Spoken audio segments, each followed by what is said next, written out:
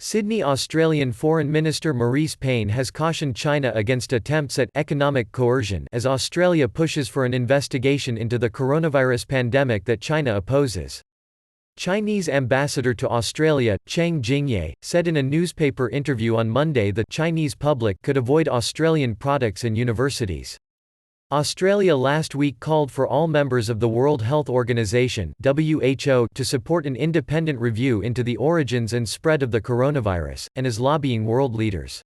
China's foreign ministry has attacked the proposal.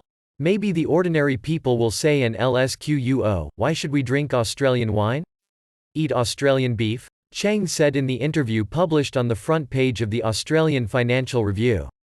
Cheng said it was possible that tourists may have second thoughts about visiting Australia. The parents of the students would also think whether this is the best place to send their kids, he added. After energy exports, education and tourism are Australia's biggest export industries, with China the largest market. Payne said in a statement on Monday that Australia had made a principled call for an independent review of the COVID-19 outbreak which started in the Chinese city of Wuhan. We reject any suggestion that economic coercion is an appropriate response to a call for such an assessment, when what we need is global cooperation, Payne said.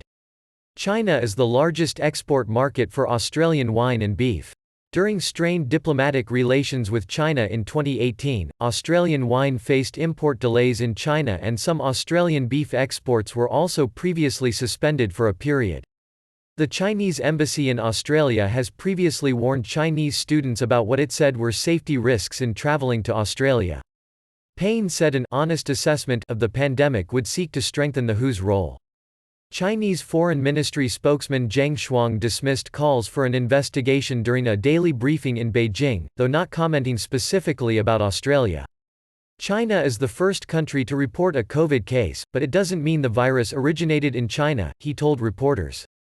Some people are trying to hype up the so-called investigation that is inconsistent with an international atmosphere of cooperation, and their political maneuvering will not succeed. The novel coronavirus has infected 2.97 million people worldwide and killed more than 205,000, a Reuters tally shows. For a country-by-country interactive COVID-19 tracker, see here.